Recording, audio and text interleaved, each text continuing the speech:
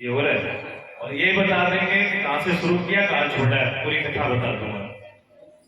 और दो शब्दों में अगर आपको किसी को याद है, सुनी है, तो मुझे जहां से शुरू किया और जहां छोड़ा वो दो टप्पे बता दो, तो मुझे विश्वास होगा कि आपने सुनी है। मैंने तो नहीं सुनी, मुझे सुनने की इच्छा भी नहीं है, लेकिन बता दूंगा। बता दें। शुरू किया था जितेंद्र श्वासा जित आसना, आसन और श्वास को जीतना, यहां से शुरू किया था। बीच में विसर्पिता माँ की कथा थी, गुजर जी का प्रसंग था, दुर्योधन का, रावण का, ये सारी लटम पटम तो चलती रही, लेकिन मुख्य बात हुई थी साधन से। साधन से एक शब्द सुना, महाराज जी बार बार उपयोग करते हैं साधन शब्द का, हम भी बोलते हैं। साधन शब्द का मतलब क्या है? अगर इतनी बात आपको समझ में नहीं आएगी तो जहां ये शब्द बोला जा रहा है कि साधना, वहां अगर ये बात समझ में नहीं आई तो पूरी बात आपकी सिर से निकल जाएगी। क्योंकि मुझे इस चीज का पता रहता है कि जो शब्द बोले जा रहे हैं वो कौन सी आपकी पकड़ में आ रहे हैं, कौन से नहीं आ रहे हैं। आप में 95% लोगों को साधना शब्द का अर्थ समझ में नहीं आता। आया तो बता दिया, हाथ खड़ा करके बताओ। जो साधना शब्द का अर्थ बता दे वो हाथ खड़ा कर ले। कोई नहीं किया, किसी ने नहीं किया। मैं तो 5 बचा रहा था, एक भी नहीं बचा। कोई सरपंच के बारे में पता होगा। साधन आप रोज नाम लेते हो, साधन का साधन आप रोज बोलते हो। यहां से सिरसा जाना हो तो क्या लोगे? साधन नहीं लोगे। मोटरसाइकिल, गाड़ी, बस, साइकिल, जीप, जो भी आपके पास है वो सब साधन है। आगे बात समझ में। जो यहां से आपको सिरसा लेकर के जाए वो तो साधन आपको समझ में आ जाएंगे।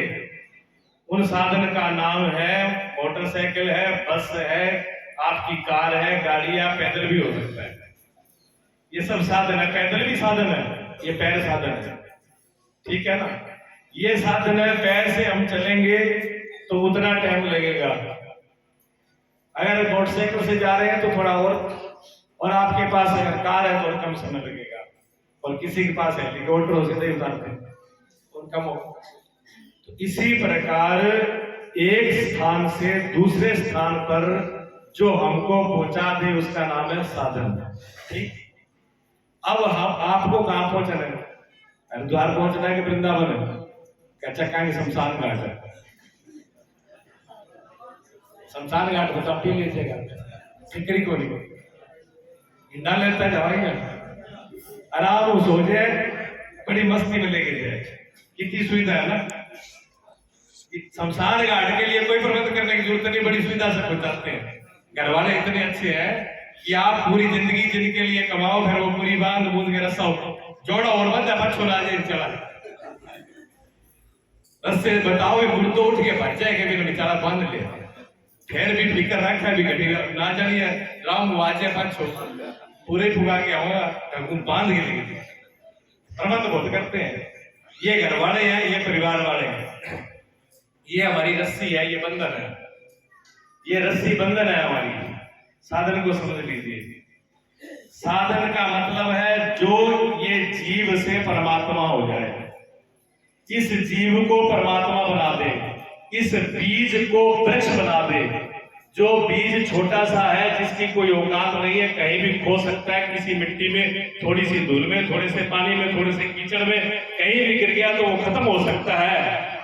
लेकिन उसको किसान रूपी गुरु मिल जाए तो उस बीज को वृक्ष बना दे और उसके फल पुनः उत्पन्न कर दे। ये साधन वाचक, इसका नाम है साधन। और उस साधन को कराने वाला गुरु है। ठीक है। किसान गुरु है उस बीज को अपनी मंजिल तक पहुंचाने का। पूरी युक्ति उसमें, उस बीज की पूरी युक्ति लगाई जाती है। उस बीज के लिए क्या आवश्यकता है ये किसान जानता है।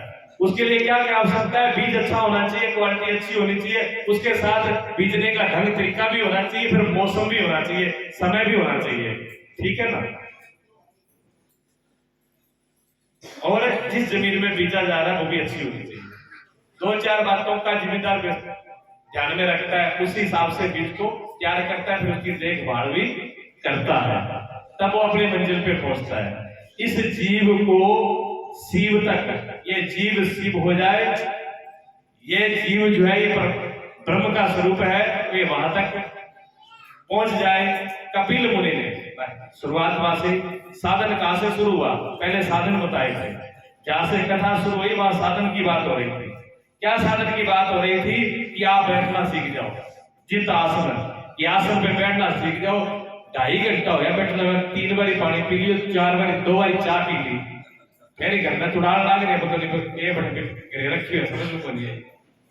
वो घर बैठे ही था चाहे वो, इनका नाम है जोड़ी, अना बंद कहीं कोनी महाराज जी, बंदा किसी ने गाल नहीं बंदी हुई, वही बंदेड़ो मालिक है, घर कौन बंदेड़ो थे, बंदेड़ा था, घर सारा बुलाना है, क्या बताओ, घर किसको बुलाने के लिए आया यहाँ पर, घर किसी को बुलाने नहीं आया, लेकिन आप जाओगे भागते भागते घर पे, घर की बैठे बैठे भी याद आ रही है। इसको कहते हैं बंधन, ये बंधन है, हम बंधे हुए हैं, घर ने हमको नहीं बांधा। घर मिट्टी का बना हुआ है, वही मिट्टी यहाँ, वही मिट्टी वहां, वही ईंटे वहां, वही ईंटे यहाँ, सब एक ही है।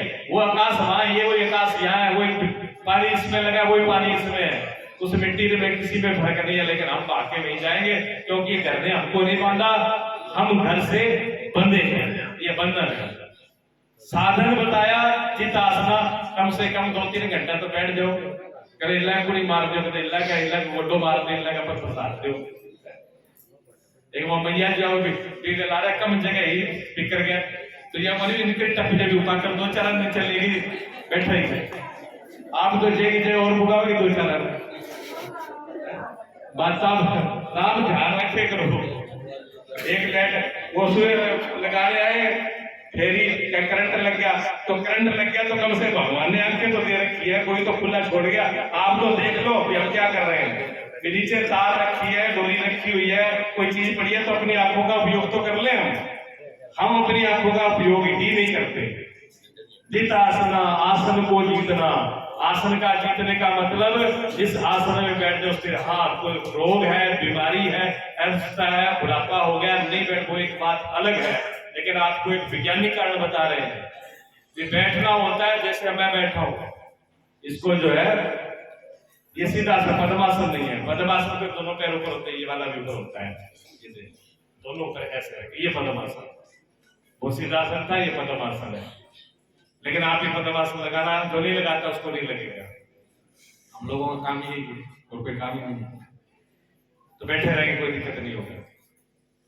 तो सीधा आसन में गर्दन, ये सब तीनों, सिर, गर्दन और पेट बिल्कुल 90 डिग्री के अंदर। क्यों होना चाहिए 90 डिग्री के अंदर, क्या कारण है इसमें, गीता में दिया, देखो इसमें भागवत जी में और गीता के अंदर ही, गीता में भी पूरा इसका विधान दिया हुआ है कि आप बिल्कुल सीधे होकर के सम बराबर के आसन में बैठे। क्यों बैठे, क्योंकि ये पूरा विश्व जो है ना, पूरा ब्रह्मांड, ये जड़ वस्तुएं दिखने में जड़ जैसी है, लेकिन ये सब जड़ नहीं है, इनके अंदर एक करंट है, इनके अंदर एक बिजली है, विद्युत है। किसी वैज्ञानिक से पूछो, वो कहेगा हर पदार्थ विद्युत से उत्पन्न हुआ है, जो बनाई बिजली से है तो उसके अंदर बिजली है। विद्युत की कणें जो है वो खींचती है, हमारे पैर धरती पर ही लगते हैं और धरती हमको लेकर के चलती है, हम धरती पे गिरते नहीं, हम जो चीज ऊपर फेंकते हैं वो धरती खींच लेती है, तो धरती क्यों खींचती है, उसके अंदर चुंबकीय गुरुत्वाकर्षण जिसको बोलते हैं, वो विद्युत शक्ति है, वो हर चीज को पकड़ के रखती है। अगर वो न पकड़ के रखे, देखो मैं सही नहीं है तो मैं कुछ नहीं कह सकता, अपना सही करा के रखो इसको। अब मैं बिल्कुल पास में लगाया हूँ, मेरे कहते आप मोबाइल नहीं आती तो मेरा कोई दोस्त नहीं, मैं यहाँ पर आवाज रहे तो मैं करके आवाज आनी चाहिए। तो वो विद्युत कण अगर शक्ति ना खींचे, पृथ्वी अगर हमको नहीं खींचती है, तो उसका मतलब यही है कि हम चल नहीं पाएंगे। तो ये पूरी प्रकृति ऊर्जा ली हुई है। आप बिजली वाले को देखा होगा, बिजली वाले को देखा होगा कि बिजली वाला जब बिजली का काम करेगा तो वो चप्पल पहनेगा। कौन सी चप्पल पहनेगा? जिसका धरती से अर्थ ना हो, चाहे तो लकड़ी हो चाहे वे प्लास्टिक हो, वो उसका यूज करता है कि धरती से कनेक्शन छूट जाएगा। आप बिजली को हाथ लगाओगे, जो बिजली का झटका जो शरीर में लगता है वो शरीर की वजह से नहीं लगता और बिजली की वजह से नहीं लगता। बात को ध्यान देना, इसको वैज्ञानिक रिसर्च चाहिए। बिजली की वजह से या शरीर की वजह से झटका नहीं लगता। जो शरीर में बिजली का झटका लगता है वो धरती की वजह से लगता है। उधर बिजली को पकड़ा और बिजली तुरंत हमारे शरीर में होती हुई धरती में जाती है तो शरीर में झटका आएगा। अगर आपने चप्पल पहन रखी है, धरती के साथ आपका संबंध नहीं है, झटका नहीं लगेगा। बिजली आएगी शरीर के अंदर और घूम करके वापिस लौट जाएगी कार के अंदर, वो एक वर्तुल सर्कल बढ़ जाता है। तो जो व्यक्ति भजन करते हैं, साधना करते हैं, भजन करने वाले के अंदर विद्युत शक्ति पैदा होती है, ऊर्जा पैदा होती है। अगर वो उसका आसन सही नहीं है, अगर ऐसे बैठा तो भी उसकी विद्युत शक्ति ऊपर नहीं आएगी, अगर टेढ़ा मेढ़ा हुआ तो भी नहीं आएगी। अगर उसका आसन नीचे सही नहीं है, आसन अगर सूती का आसन कभी नहीं लेना चाहिए, सूती जो है प्रतिरोधक नहीं होती, खींचती है शक्ति। उन्नी का आसन, और इसको आप कुश कहते हो ना, कुश।